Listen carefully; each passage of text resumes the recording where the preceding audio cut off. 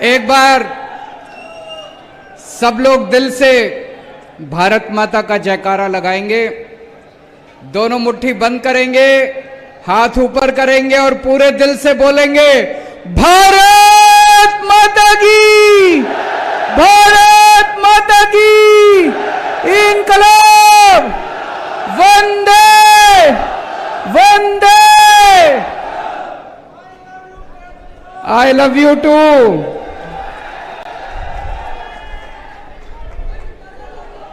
राजस्थान के कोने कोने से आए हुए सभी भाइयों बहनों, माताओं, बुजुर्गों, बच्चों, आप सब लोगों को मेरा नमस्कार, सबको मेरा प्रणाम। इतनी भारी संख्या में आज सब लोग यहां आए हैं, आपको मैं तहे दिल से शुक्रिया अदा करता हूं। हमें सुनने के लिए आप राजस्थान के कोने कोने से आए। अभी जब हम लोग आ रहे थे, हमने देखा पूरे गंगानगर में, और केवल गंगानगर नहीं, खासकर ये जो स्टेडियम है, स्टेडियम के चारों तरफ गहलोत साहब ने अपने होर्डिंग और अपने बैनर लगा रखे हैं। मैं उनको कहना चाहता हूं, गहलोत साहब 5 साल काम कर लेता तो ये नीच हरकत नहीं करनी पड़ती आपको।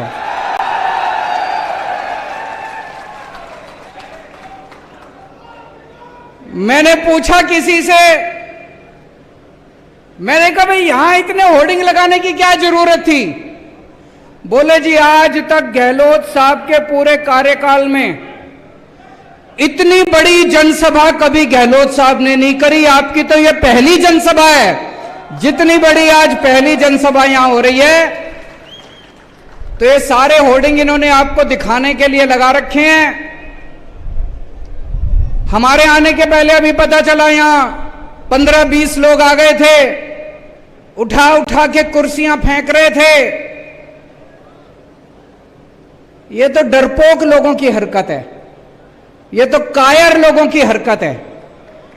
अगर 5 साल काम कर लेते गहलोत साहब, तो ये सब आपको करने की जरूरत नहीं पड़ती, आपका काम बोलता। आपने 5 साल काम नहीं करा, इसलिए आज आपको केजरीवाल की रैली खराब करने की जरूरत पड़ रही है। इसलिए आज आपको आम आदमी पार्टी की रैली खराब करने की जरूरत पड़ रही है। अगर आप राजस्थान के लोगों के दिलों में बसते, तो आप आराम से चैन की नींद सो रहे होते। आज क्या कर रहे हैं गहलोत साहब? चारों तरफ रोज एक नया झुंझुना, रोज एक नया झुंझुना, रोज एक नया झुंझुना। उसकी बात करेंगे सारी, लेकिन सबसे पहले मैं आपको कहना चाहता हूं,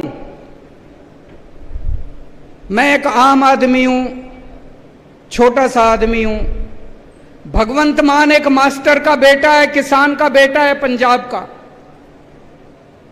हम लोगों को राजनीति करनी नहीं आती, हम लोगों को पॉलिटिक्स करनी नहीं आती, हम लोगों को गंदगी फैलानी नहीं आती, मारकाट करनी नहीं आती, गाली गलौज करना नहीं आता, दूसरों की रैलियां खराब करनी नहीं आती, भ्रष्टाचार करना नहीं आता, काम करना आता है। हमारा काम बोलता है। दिल्ली में 5 साल इतना काम करा, देश के कोने कोने में जहां जाते हैं लोग अपने आप ही चर्चा करते हैं, केजरीवाल जी आपने स्कूल बड़े अच्छे कर दिए। सुना आपने? केजरीवाल जी आपने अस्पताल बड़े अच्छे कर दिए। अभी पंजाब में 1 साल हुआ है हमारी सरकार बने, सवा साल हुआ है बस। अभी से पंजाब की चर्चा पूरे देश में होने लग गई। अरे यार पंजाब में बिजली मुफ्त हो गई, अरे यार पंजाब में मोहल्ला क्लिनिक बन गए। अपने आप चर्चा हो रही है कामों की, अपने आप। तो हमको राजनीति नहीं करनी आती, हमको काम करने आते हैं। आज हम आपके सामने आए हैं एक नए राजस्थान का सपना लेके। आपने 50 साल कांग्रेस को दिए, 50 साल राजस्थान पे कांग्रेस ने राज करा, 18 साल बीजेपी ने राज करा। क्या दिया आपको? केवल उन्होंने मिलकर कांग्रेस और बीजेपी वालों ने राजस्थान को लूटा, चूस लिया दोनों पार्टियों ने मिलकर राजस्थान को। आज आपके सामने मैं राजस्थान के एक नए राजस्थान का सपना लेके आया हूं। 8 करोड़ राजस्थानियों के साथ मिलके एक नया राजस्थान बनाएंगे। मेरे को पॉलिटिक्स करनी नहीं आती। आज मैं आपके परिवार की बात करूंगा, आपके घर की बात करूंगा, आपके बच्चों के भविष्य की बात करूंगा। मेरे को पता है आपका एक एक आदमी जितने यहां बैठे हैं, आपके घर का खर्चा नहीं चल रहा, बड़ी मुश्किल हो रही है आप सब लोगों को, मेरे को पता है। आपके घर की महंगाई की, आपके घर के खर्चे की बात करूंगा। मेरे को पता है यहां जितने लोग बैठे हैं, एक एक के घर में अनपढ़ पढ़े लिखे बच्चे डिग्री लेके नौकरी ढूंढ रहे हैं, बेरोजगार ढूंढ रहे हैं। आज उनके रोजगार की बात करूंगा मैं। आज मैं आपको कहने के लिए आया हूं, मेरे को वोट दो, मैं आपके बच्चों के लिए अच्छी शिक्षा का इंतजाम करके दूंगा। आज तक किसी पार्टी ने यह नहीं कहा होगा, कभी कांग्रेस ने नहीं कहा होगा मेरे को वोट दो मैं आपके लिए शिक्षा का इंतजाम करूंगा। कभी बीजेपी वालों ने नहीं कहा होगा मेरे को वोट दो आपके बच्चों के लिए अच्छे स्कूल बनाने का इंतजाम करूंगा। पहली बार इस देश के अंदर एक पार्टी आई, हमने करके दिखाया है। दिल्ली के शानदार स्कूल बना दिए, अमीरों के लिए भी गरीबों के लिए भी। आज मैं आपको कहने के लिए आया हूं, दिल्ली से आया हूं, मेरे को वोट दो, आपके एक एक बच्चे के लिए अच्छी शिक्षा का इंतजाम करूंगा। शानदार स्कूल बनाएंगे, शानदार कॉलेज बनाएंगे, अमीरों के लिए भी गरीबों के लिए भी, इस जात के लिए भी उस जात, सबके लिए शानदार स्कूल बनाएंगे। आपके बच्चों को डॉक्टर बना दूंगा मैं, आपके बच्चों को इंजीनियर बनाऊंगा, आपके बच्चों को वकील बनाऊंगा, आपके बच्चों को बिजनेस करना सिखाऊंगा, धंधा करना सिखाऊंगा आपके बच्चों को। आज राजस्थान में 18.5 लाख बेरोजगार युवा रजिस्टर्ड हैं। ये तो रजिस्टर्ड हैं, इसके अलावा पता नहीं कितने हैं। मेरा दिल कहता है, मेरा एस्टीमेट है, कम से कम 50 लाख युवा राजस्थान में बेरोजगार हैं। 5 साल में क्या किया गहलोत साहब ने, उसके पहले क्या किया वसुंधरा राजे ने? कुछ नहीं किया। मैं दिल्ली में 12 लाख बच्चों को नौकरियां देके आ रहा हूं, मेरे को नौकरियां देनी आती है। भगवंत मान ने पिछले 1 साल में 30,000 बच्चों को सरकारी नौकरी दे दी और अभी 3 लाख बच्चों को नौकरियां देने का इंतजाम कर रहे हैं भगवंत मान।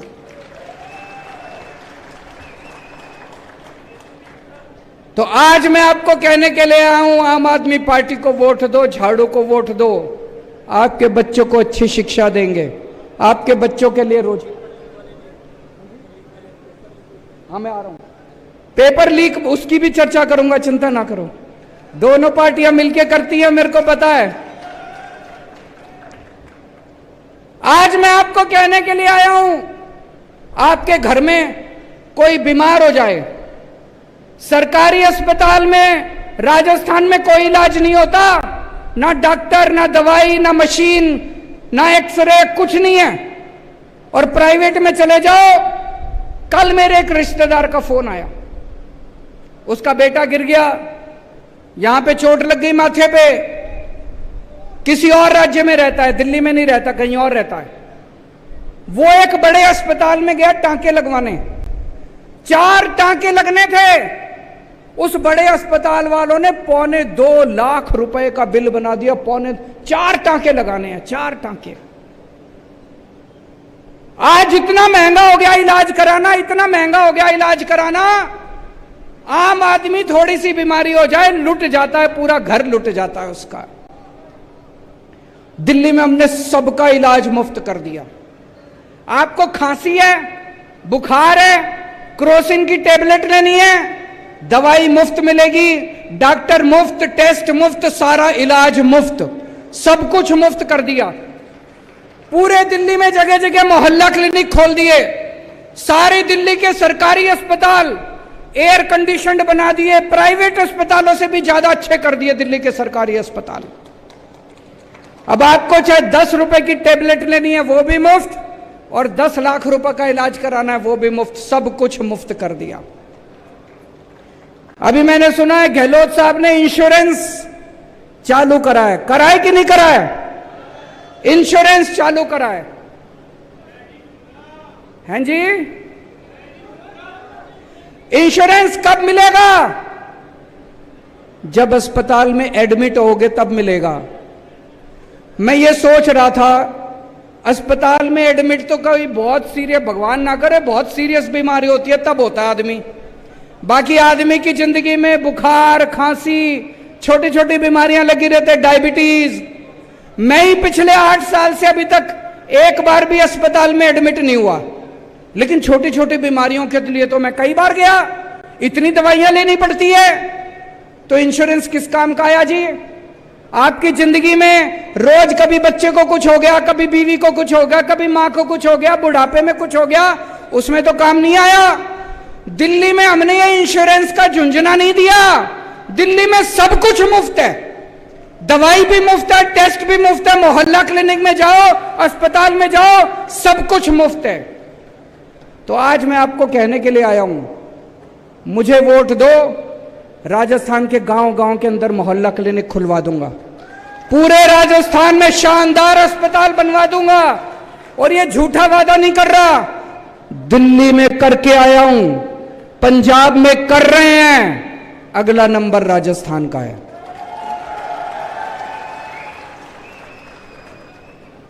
देखो जी, नीयत अगर साफ हो, काम करने का मन हो, तो आदमी टाइम थोड़ी देखता है।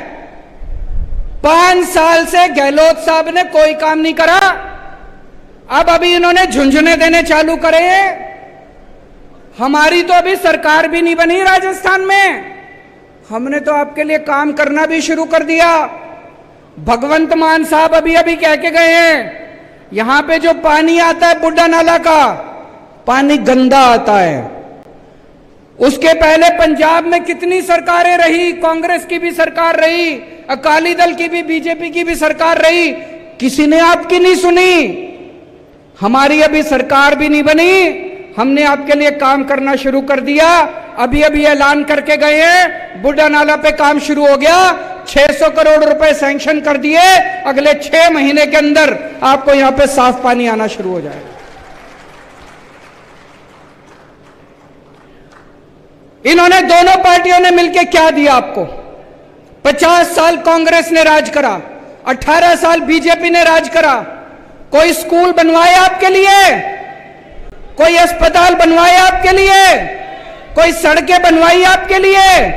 एक ही चीज दी इन्होंने, केवल भ्रष्टाचार, भ्रष्टाचार, भ्रष्टाचार। दोनों पार्टियों ने मिलकर भ्रष्टाचार दिया। मेरे को पता चला सरकारी नौकरी के लिए भी रिश्वत देनी पड़ती है, बिना रिश्वत दिए सरकारी नौकरी नहीं मिलती। गलत तो नहीं कह रहा भाई साहब? पैसे देते हैं तो सरकारी नौकरी मिलती है। अभी अभी पंजाब में 30,000 नौकरियां दी हैं, एक नया पैसा नहीं लिया किसी ने, मेरिट के आधार के ऊपर सारी नौकरियां दी हैं। क्यों?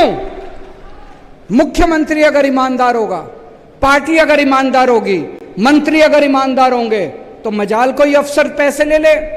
वही अफसर हैं, वही सारा तामझाम, वही सिस्टम है।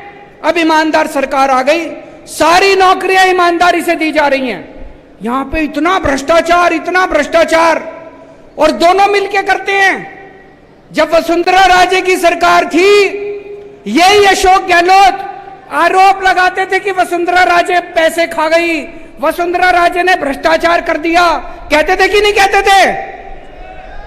अब जब इनकी सरकार आई, वो बेचारा सचिन पायलट रो रो के मर गया, कहता है वसुंधरा राजे को गिरफ्तार करो। गहलोत कहता है मैं नहीं करता, मेरी बहन लगती है। अब तुम्हारी बहन हो गई।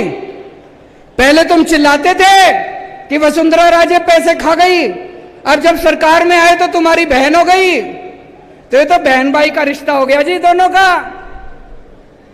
आज मैं राजस्थान के लोगों से जानना चाहता हूं, आपको दोस्ती की राजनीति करनी है, अगर आपको इनको बहन भाई के रिश्ते की राजनीति करनी है, इनको वोट दे देना। अगर आपको देशभक्ति की राजनीति चाहिए तो आम आदमी पार्टी को वोट दे देना। इनसे एक पेपर नहीं होते, पेपर लीक कर दिए इन लोगों ने। बता रहे जब से गहलोत साहब बने हैं 14 पेपर लीक हो चुके, 14 पेपर, और पिछले 10 साल में 26 पेपर लीक हो चुके। और पेपर लीक नहीं होते, पेपर बेचे जाते हैं। 5 लाख रुपए, 10 लाख रुपए, 15 लाख रुपए में एक एक पेपर बिकता है। ये पेपर बिकता नहीं है, ये आपके बच्चों का भविष्य बिकता है। ऐसा क्यों है दिल्ली में? अभी तक दिल्ली में हमारी 8 साल हो गए सरकार चलाते चलाते, 8 साल में एक भी पेपर लीक नहीं हुआ। पंजाब में 1.5 साल हो गए, पहले पंजाब में पेपर लीक हुआ करते थे, 1.5 साल में एक भी पेपर लीक नहीं हुआ। राजस्थान में पेपर लीक क्यों होते हैं? पैसा ऊपर तक जाता है। पेपर लीक नहीं होते, पेपर बेचे जाते हैं दोस्तों। आज राजस्थान के ऊपर 5.5 लाख करोड़ रुपए का कर्जा चढ़ गया। कहां गया सारा पैसा? आपसे पूछना चाहता हूं, कोई काम करा इन्होंने? कोई काम नहीं करा, कोई स्कूल नहीं बनवाया, कोई सड़क नहीं, सारा पैसा खा गए। 5.5 लाख करोड़ रुपए का कर्जा चढ़ा दिया राजस्थान पे। अभी अभी इन्होंने 1 अप्रैल से बिजली फ्री करी है, 100 यूनिट बिजली फ्री करी है कि नहीं करी? 100 यूनिट बिजली फ्री करी है, दिल्ली की देखा देखी। लेकिन जब आप नकल करते हो तो आपकी नीयत खराब होती है। दिल्ली में 200 यूनिट बिजली मुफ्त है, पंजाब में 300 यूनिट बिजली मुफ्त है। लेकिन दिल्ली में बिजली आती भी है तब मुफ्त है, राजस्थान में बिजली नहीं आती, बस मुफ्त है बिजली। गलत तो नहीं कह रहा भाई साहब? मैंने सुना है 7-7, 8-8 घंटे का पावर कट लगता है, 7-7, 8-8, 10-10 घंटे बिजली नहीं आती।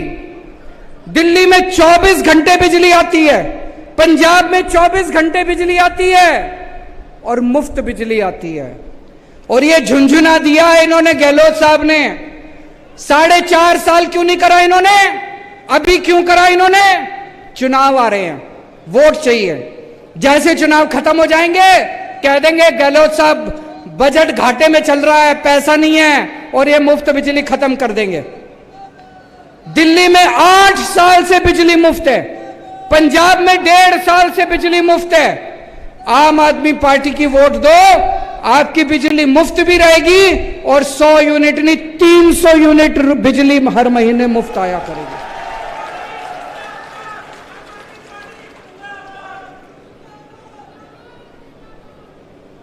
आज राजस्थान को भगवान ने सब कुछ दिया है,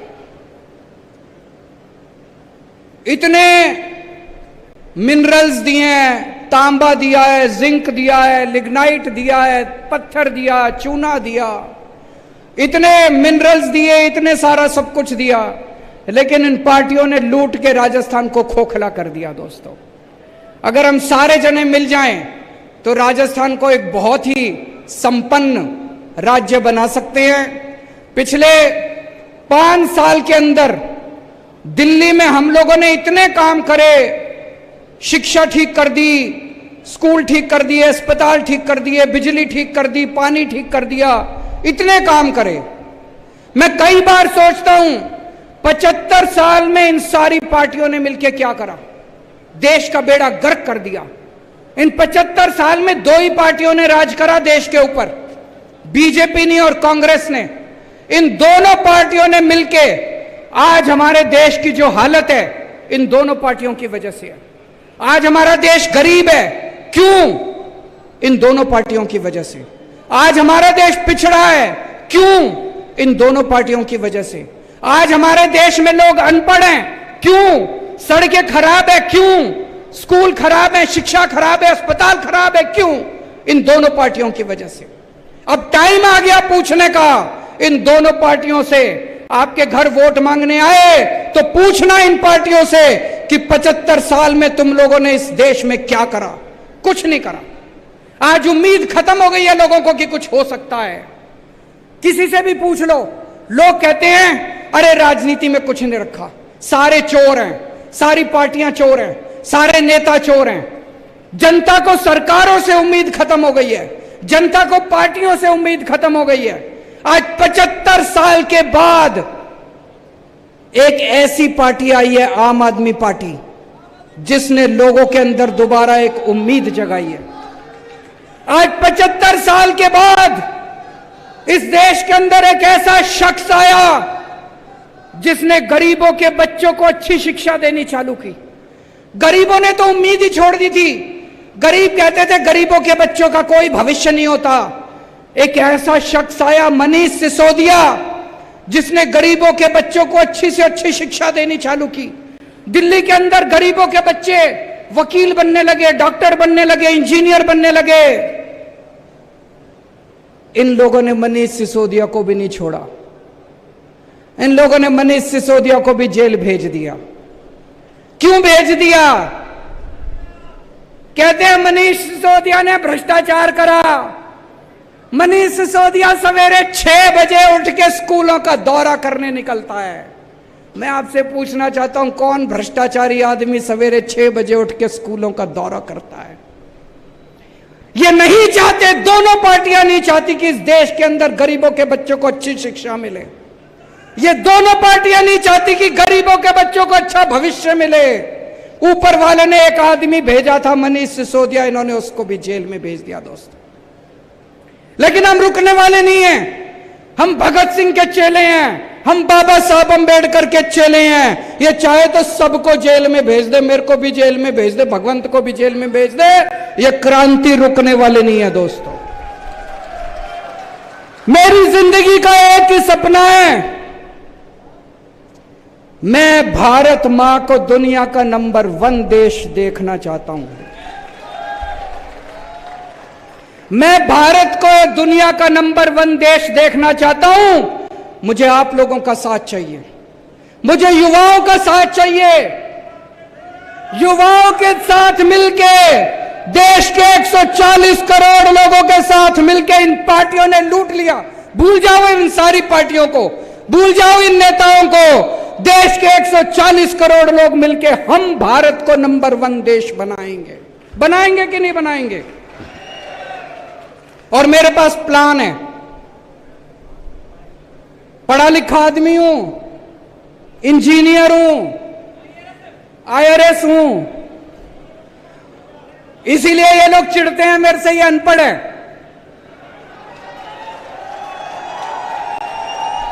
इनकी डिग्री फर्जी है, इनकी डिग्री फर्जी है। मैं पढ़ा लिखा हूं, मेरे पास पूरा प्लान है। 10 साल के अंदर हम भारतवर्ष को दुनिया का नंबर 1 देश बना सकते हैं। 10 साल में मेरे पास प्लान है।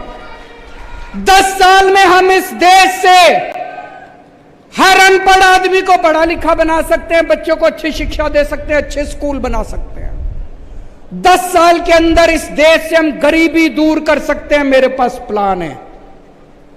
मेरे को याद है जब मैं छोटा बच्चा था, आप भी जब छोटे थे, 3 तरह के देश होते हैं। एक होते हैं गरीब देश, अविकसित देश, अंडर डेवलप्ड देश। एक होते हैं विकासशील देश, जो विकसित बन रहे हैं अभी। और एक होते हैं विकसित देश, अमीर देश, विकसित देश। भारत विकासशील देश में गिना जाता है। जब मैं छोटा बच्चा था, 5वीं क्लास में पढ़ता था, तब ये कहते थे भारत विकासशील देश है, 20 साल में भारत विकसित देश बन जाएगा। आज भी ये कहते हैं, मैंने मोदी जी का भाषण सुना, कहते 2047 में भारत विकसित देश बन जाए। अरे हम कैसे माने तुम्हारी बात? कोई प्लान नहीं इनके पास, कोई प्लानिंग नहीं इनके पास, कोई इनके कैसे माने भारत विकसित देश बन जाएगा? झूठ बोल रहे हैं, इनको कुछ नहीं पता। आज भारत सरकार अनपढ़ लोग चला रहे हैं, उनको कोई समझ नहीं है। 6 साल पहले बोले 2000 का नोट लाओ तो भ्रष्टाचार खत्म हो जाएगा, आज कह रहे हैं 2000 का नोट हटाओ तो भ्रष्टाचार खत्म हो जाएगा। एक दिन बोले नोटबंदी कर देते हैं। भाई साहब, जब नोटबंदी करी थी पूरा देश बर्बाद कर दिया इन्होंने, कोई उसका फायदा नहीं हुआ। 20 साल पीछे चला गया देश, 20 साल पीछे चला गया देश। आज अगर पढ़े लिखे होते केंद्र सरकार के अंदर, कभी नोटबंदी नहीं करते, कभी किसानों के कानून नहीं लेके आते। ये अगली बार वोट डालने जाओ, भाई साहब एक काम तो करना, पढ़े लिखों को वोट देना, अनपढ़ लोगों को, फर्जी डिग्री वालों को वोट मत देना। हमने काम करके दिखाया है। आज लोग हमारे पे क्यों भरोसा करते हैं? हमने काम करके दिखाया है। दिल्ली में काम करके दिखाया, पंजाब में काम करके दिखाया है। आज दिल्ली में पहले 67 सीट मिली, फिर 62 सीट मिली, पंजाब में 117 में से 92 सीट मिली।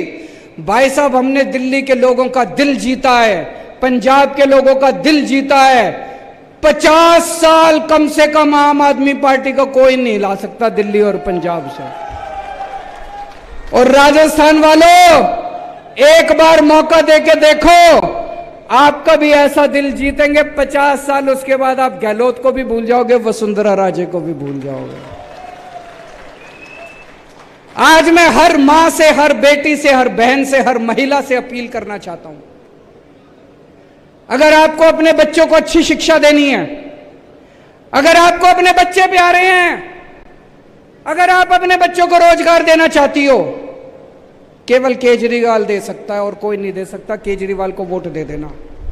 आज मैं हर युवा से अपील करना चाहता हूं, अगर आप भारत को दुनिया का नंबर 1 देश बनाना चाहते हो, आम आदमी पार्टी को वोट दे देना। अगर आप भ्रष्टाचार चाहिए, गंदी राजनीति चाहिए, इनके पास चले जाना, वो नहीं आती मेरे को काम करना आता है और मेरा एक ही सपना है, भारत को नंबर 1 देश बनाना है। और दोस्तों, अंत में मैं आपको एक ऐसे राजा की कहानी सुनाना चाहता हूं।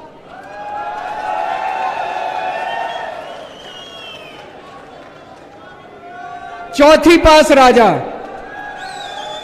किस किसने सुनी हुई है? चौथी पास राजा, ये एक महान देश की कहानी है। एक बहुत महान देश था, सदियों साल पुराना देश, और कैसे वहां एक अनपढ़ राजा आ गया और उस अनपढ़ राजा ने उस देश को कतई बर्बाद कर दिया, पूरा देश बर्बाद कर दिया। ये कहानी ये दिखाती है कि किस तरह से ये बहुत जरूरी है कि देश का राजा पढ़ा लिखा होना चाहिए, नहीं तो अनपढ़ राजा आ जाए तो वो देश को बर्बाद कर देता है। एक महान देश के एक गांव में एक बच्चे ने जन्म लिया।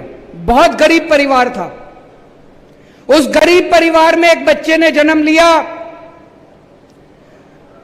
गांव में ज्योतिषी होते हैं, बच्चा जन्म लेता है तो ज्योतिषी आता है। ज्योतिषी आया, ज्योतिषी आके मां को बोला, माई तेरे बेटे की कुंडली दिखा रही है, तेरा बेटा बड़ा होके बहुत बड़ा सम्राट बनेगा।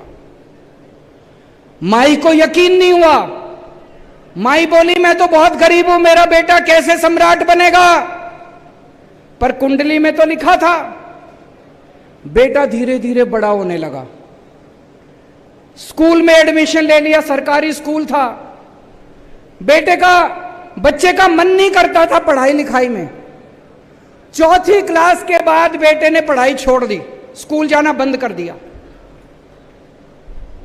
उसी गांव के पास एक स्टेशन था, रेलवे स्टेशन।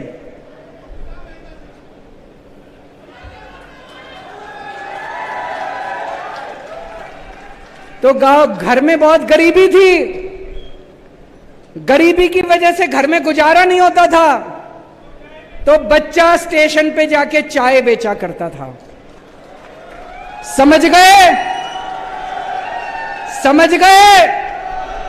तो बेटा स्टेशन पे जाके चाय बेचा करता था, भाषण बड़े अच्छा देता था। वो बचपन से ही उसमें उसको भाषण देने की लत थी। गांव के बच्चों को इकट्ठा कर लेता और खूब भाषण देता। एक बार शुरू होता तो बंद ही नहीं करता, और किसी टॉपिक पे बुलवा लो खूब फेंकता, लंबी लंबी फेंकता। वो बचपन से ही फेंकता था। बच्चा धीरे धीरे बड़ा हुआ। ज्योतिषी की भविष्यवाणी थी, बड़ा होके बच्चा देश का राजा बन गया। अब राजा तो बन गया, पढ़ा लिखा था नहीं, समझ थी नहीं, बेवकूफ था, कुछ आता नहीं था, कुछ समझ नहीं थी। तो अफसर उसके पास फाइल लेके आते। जब अफसर उसके पास फाइल लेके आते, उसे कुछ समझ ही नहीं थी। अब वो अफसरों से कह नहीं सकता मेरे को कुछ नहीं आता, शर्म आती थी उसको। अफसर उससे जो मर्जी साइन करा के ले जाते, जो मर्जी साइन करा के, उल्टा सीधा सब कुछ साइन कर देता था वो बेवकूफ राजा, अनपढ़ राजा, चौथी पास राजा। धीरे धीरे पूरे देश में फैल गया राजा अनपढ़ है। राजा को बड़ा बुरा लगा कि लोग मेरे को अनपढ़ कहते हैं। तो एक दिन राजा ने किसी को कह के एक फर्जी डिग्री का इंतजाम कर लिया। फर्जी डिग्री का इंतजाम कर लिया, एमए की डिग्री। राजा बोला मैं एमए हूं। जनता को तो सच्चाई पता थी, जनता को पता था अनपढ़ राजा है, चौथी पास है, डिग्री फर्जी है। धीरे धीरे राजा अहंकारी होता गया, इतना अहंकार, लोग आते, अनपढ़ था, कुछ भी कह देते, आप तो देवता हो, आप तो ऐसे हो, आप तो ऐसे हो। और राजा अहंकार में डूबने लग गया, अहंकार में डूबा। एक दिन किसी ने आके उसको कह दिया, राजा जी नोटबंदी कर दो, नोटबंदी करने से भ्रष्टाचार खत्म हो जाएगा, आतंकवाद खत्म हो जाएगा। राजा ने नोटबंदी कर दी। भाई साहब, उस महान देश का बेड़ा गर्क हो गया। लंबी लंबी लाइनें लग गई, बैंकों के सामने लंबी लंबी लाइनें लग गई, कई लोग मारे गए, धंधे चौपट हो गए, दुकानें बंद हो गई, इंडस्ट्री बंद हो गई, लोग बेरोजगार हो गए। और वो महान देश 20 साल पीछे चला गया, 20 साल पीछे चला गया वो महान देश।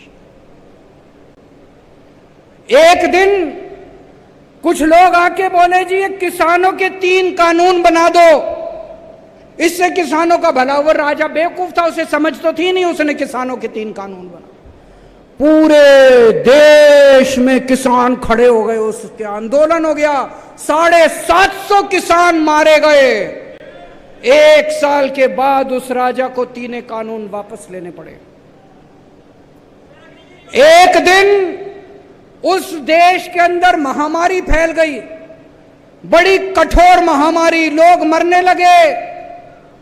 किसी ज्योतिषी ने आके उस राजा को बोल दिया, थाली और चम्मच बजवाओ।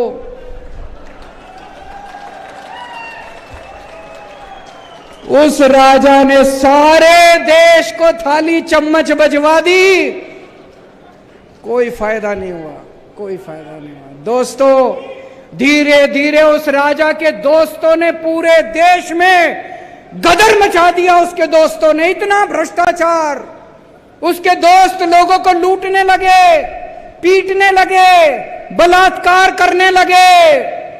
उसके एक दोस्त ने तो इतना गंदा काम करा, उस महान देश की कुछ महिला अंतर्राष्ट्रीय खिलाड़ी थी, उसके दोस्त ने उन खिलाड़ियों के साथ गंदा काम कर दिया। लेकिन दोस्त, वो राजा तो अपने ऐशो आराम में मस्त था। पूरे देश में हाहाकार फैल गया, महंगाई फैल गई, चारों तरफ बलात्कार, चारों तरफ गुंडागर्दी, लूटमार।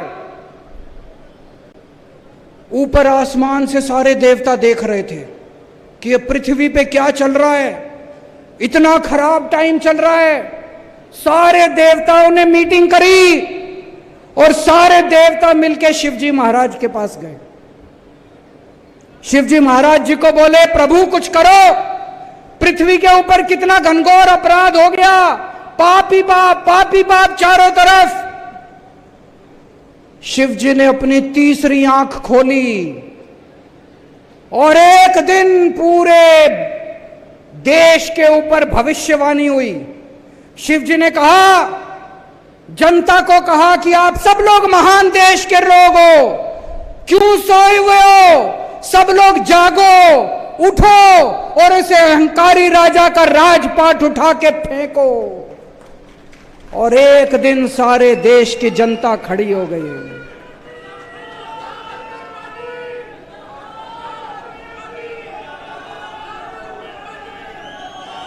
एक दिन उस महान देश की सारी जनता खड़ी हो गई। देश तो महान था, जनता भी महान थी, लेकिन जनता सोई हुई थी। जनता को भगवान शिव ने जागृत कर दिया, सारी जनता खड़ी हो गई और उस अहंकारी भ्रष्टाचारी चौथी पास राजा को जनता ने उखाड़ के फेंक दिया। दोस्तों, इस कहानी से एक ही सबक मिलता है, कभी भी अनपढ़ राजा को वोट मत देना, पढ़े लिखे आदमी को वोट देना, फर्जी डिग्री वाले को वोट मत देना। और राजस्थान में एक मौका दो आम आदमी पार्टी को, आपको यकीन दिलाता हूं अगले 50 साल आप सारी पार्टियों को भूल जाओगे। भारत माता की। राष्ट्रगान के लिए खड़े हों सभी, राष्ट्रगान के लिए।